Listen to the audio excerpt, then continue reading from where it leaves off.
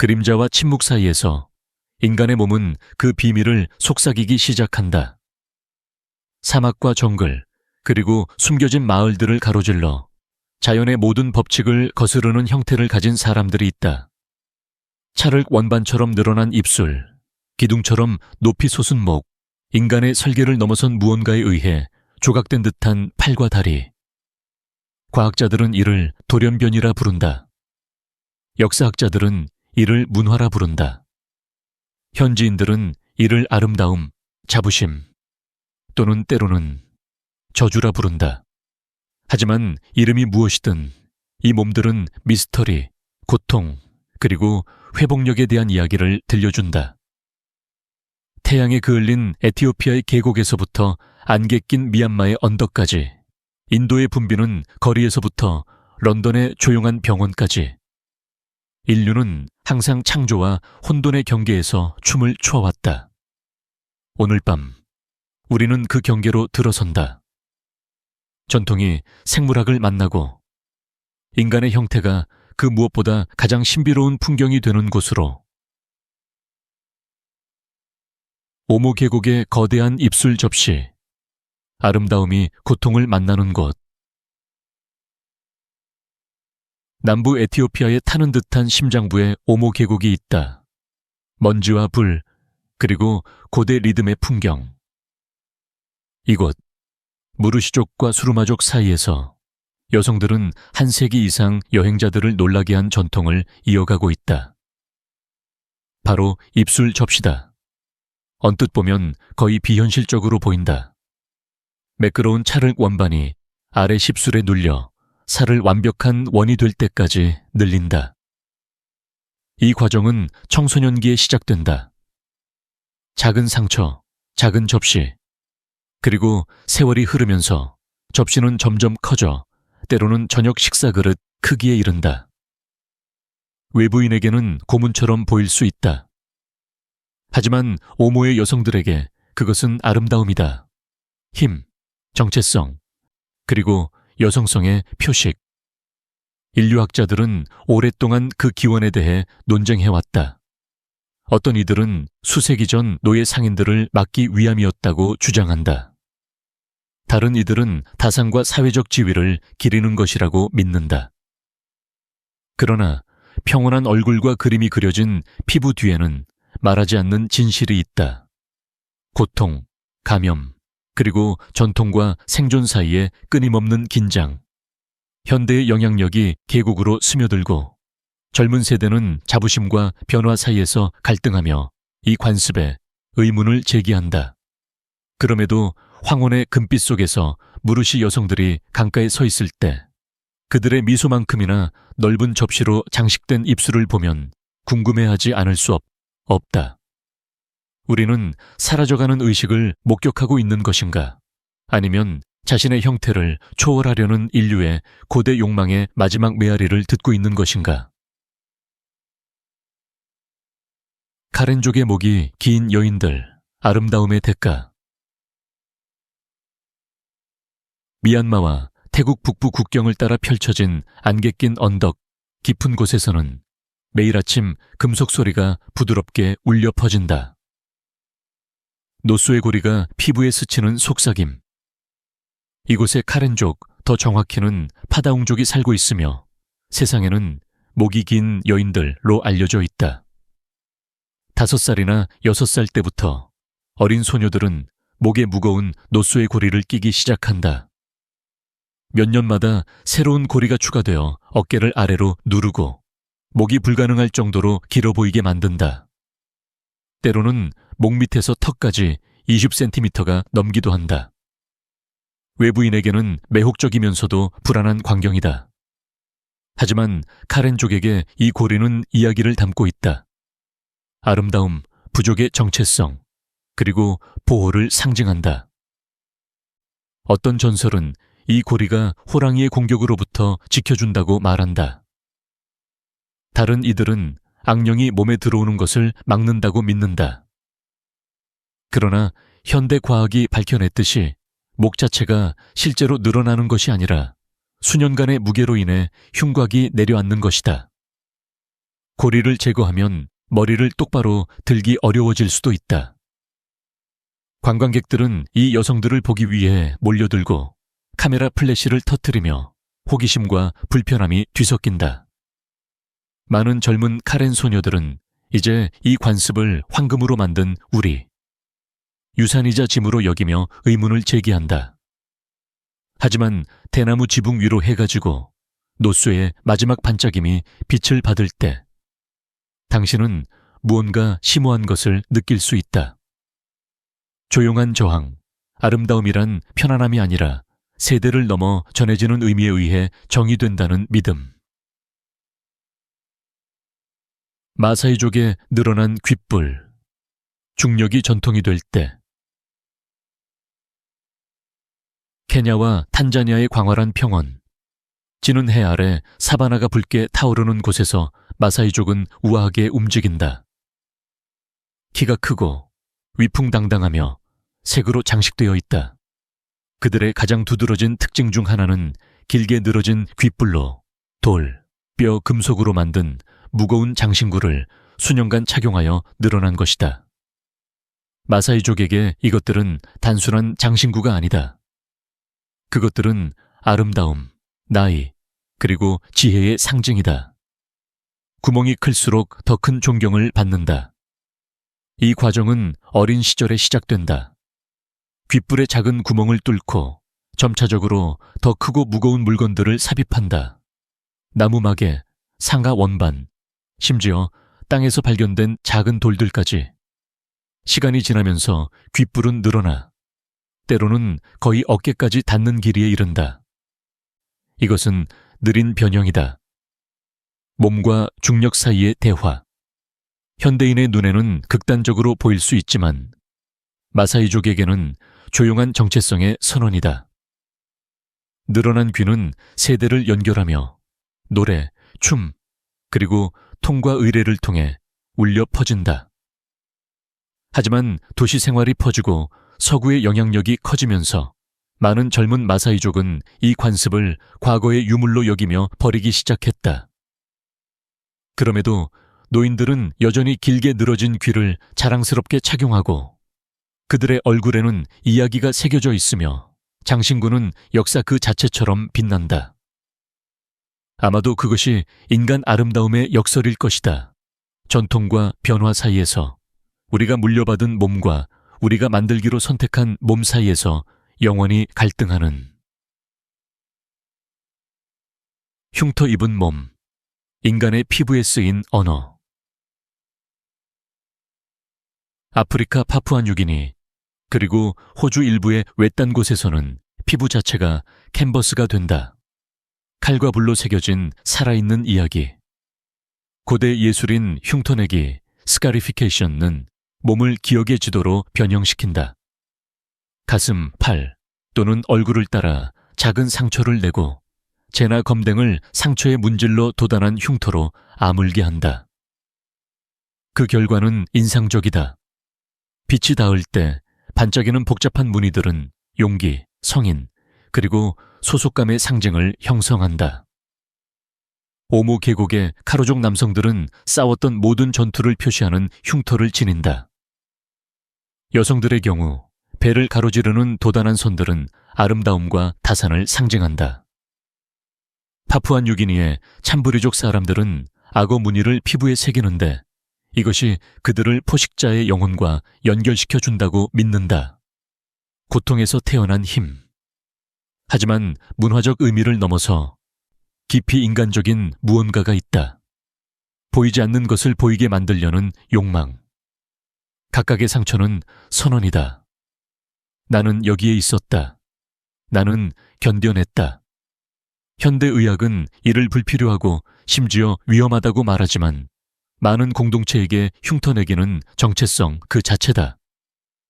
오늘날 세계화가 퍼지고 전통이 사라지면서 흉터들은 잊힌 언어의 속삭임처럼 남아있다. 잉크가 아닌 피와 회복력으로 쓰인 언어. 아마도 이것은 우리에게 인간의 몸이 항상 살점 이상이었음을 상기시켜 줄 것이다.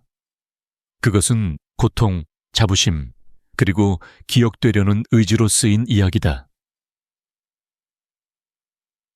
거대한 손을 가진 소년, 인도의 의학적 미스터리.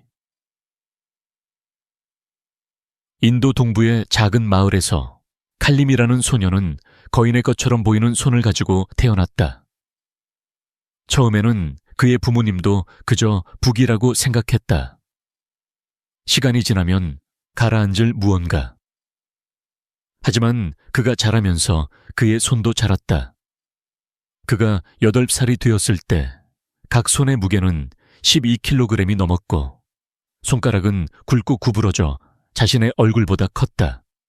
식사, 글쓰기, 심지어 셔츠 단추를 채우는 것과 같은 일상적인 일들이 불가능해졌다. 전국 각지의 의사들이 그를 진찰했다. 어떤 이들은 거대 지증, 즉 뼈와 조직이 통제불능으로 자라는 희귀한 질환이라고 불렀다.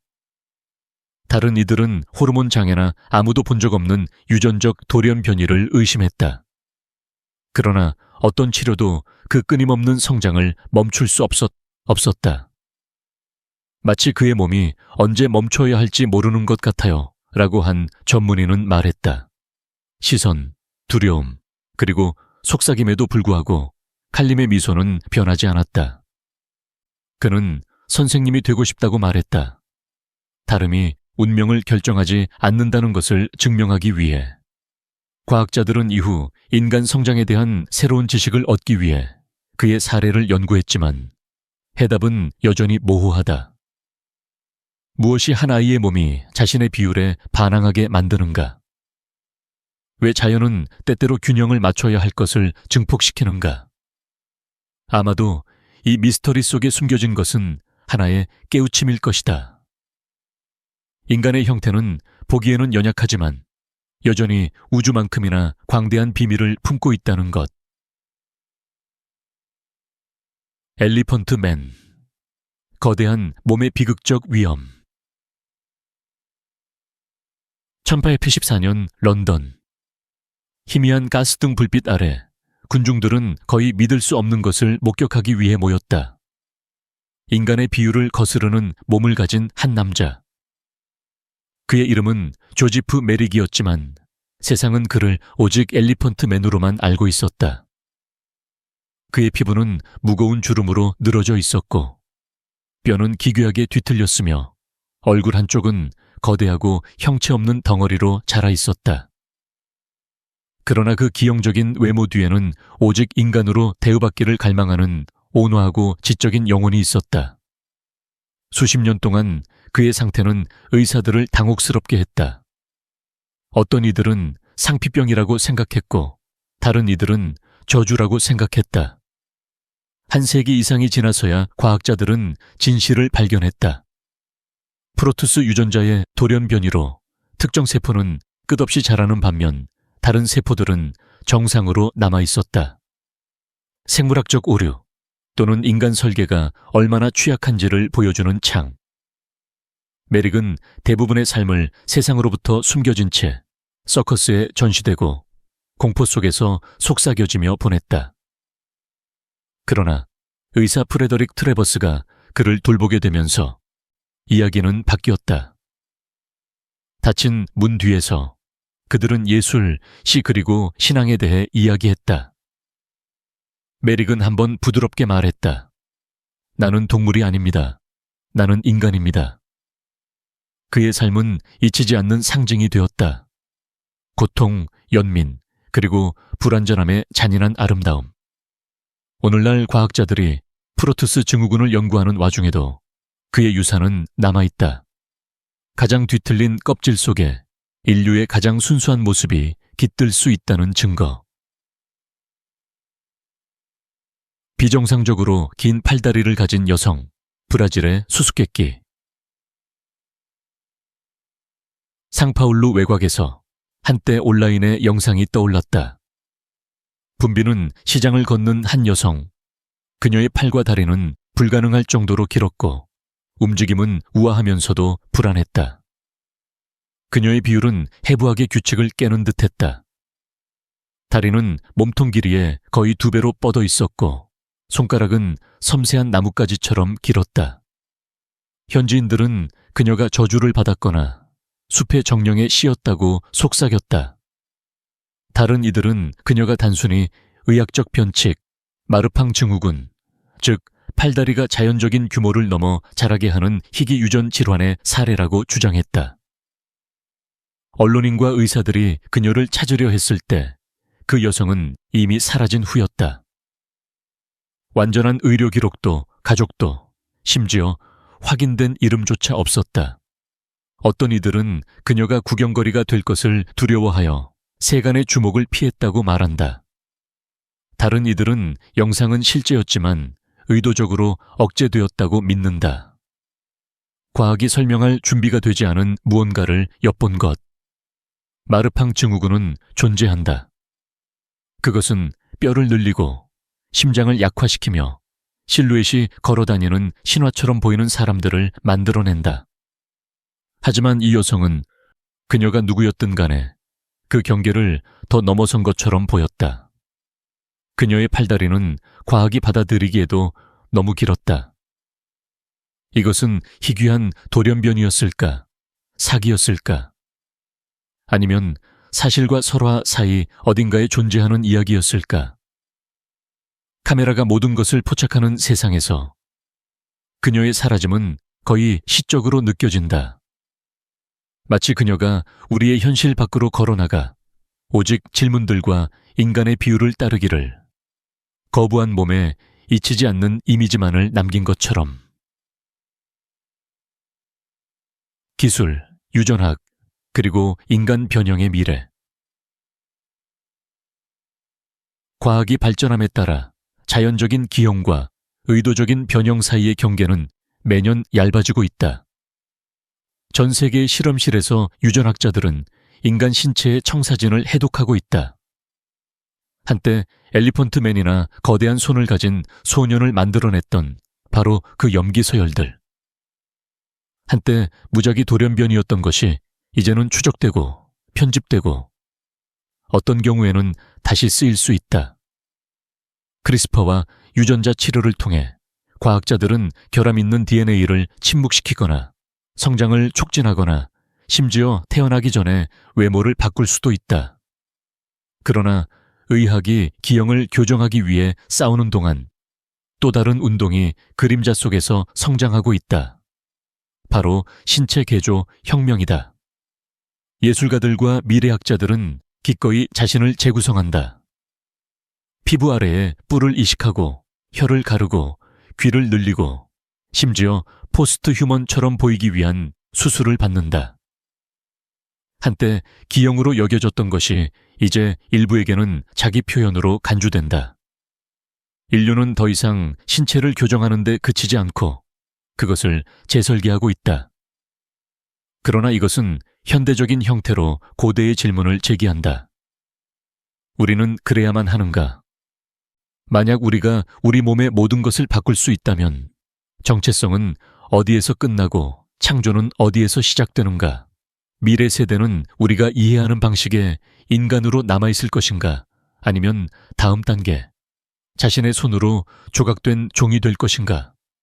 아마도 기형, 아름다움, 그리고 진화는 모두 같은 연속체의 일부일 것이다. 인간의 몸은 고정된 설계가 아니다. 그것은 살아있는 실험이다. 자신을 다시 쓸 수 있는 힘을 이제 막 깨닫기 시작한 실험. 몸이 영혼의 거울이 될 때. 오모 계곡의 찰흙 입술에서부터 카렌 언덕의 황금고리까지, 파푸아의 흉터 입은 전사들에서부터 런던의 조용한 병원까지 모든 이야기를 통해 하나의 진실이 울려 퍼진다. 인간의 몸은 단지 그릇이 아니다.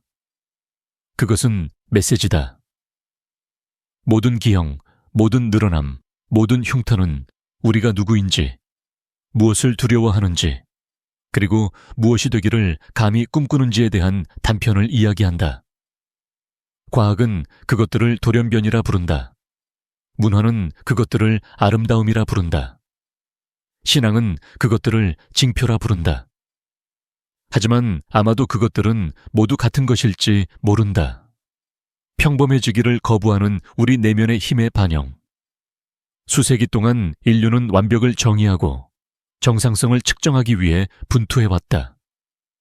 그러나 세상이 무언가를 비정상이라고 낙인 찍을 때마다 우주는 이렇게 속삭이는 듯하다 그런 것은 없다. 어쩌면 몸은 결코 완벽하도록 의도된 것이 아니라 오직 표현적이도록 의도되었을지 모른다. 그 왜곡 속에서 우리는 회복력을 엿본다. 그 돌연변이 속에서 우리는 여전히 진행 중인 창조를 본다. 그리고 이러한 변형을 지닌 이들에게서 우리는 편안함, 대칭, 그리고 두려움을 넘어 존재하려는 용기를 본다. 그러니 당신이 이상하거나 거대해 보이는 몸을 볼 때 기억하라. 당신은 자연의 실수를 목격하는 것이 아니라 생명 그 자체의 광대한 상상력을 목격하고 있는 것이다. 인간의 형태는 그 모든 불완전함 속에서 여전히 만들어진 가장 신비로운 걸작으로 남아있다. 그리고 저 어딘가에서 또 다른 이야기가 시작되고 있다. 우리가 발견하고 질문하고 그리고 다시 한번 경이로워하기를 기다리며 마지막 이미지들이 사라지면서 긴 목, 흉터 입은 피부, 거대한 손과 끝없는 팔다리, 고요함 속에 하나의 생각이 남는다. 인간의 몸은 연약하면서도 무한하다. 모든 문화, 모든 세기에 걸쳐 그것은 고통, 자부심, 그리고 미스터리에 의해 형성되어 왔다. 어떤 몸은 하늘을 향해 뻗어 있고 다른 몸은 땅의 흔적을 지니고 있다. 하지만 그들 모두는 침묵 속에서, 움직임 속에서, 형태 속에서 같은 갈망을 이야기한다. 보여지고 기억되기를. 아마도 그것이 모든 소위 기형 뒤에 숨겨진 진정한 비밀일 것이다. 각각은 우주가 말 대신 육체로 이야기하기로 선택한 하나의 이야기다. 그리고 이 여정을 마치면서 우리는 깨닫는다. 가장 위대한 미스터리는 결코 저 밖에 별들 속에 숨겨져 있거나 땅 밑에 묻혀 있었던 것이 아니라는 것을. 그것은 항상 여기에 우리 안에 살아왔다.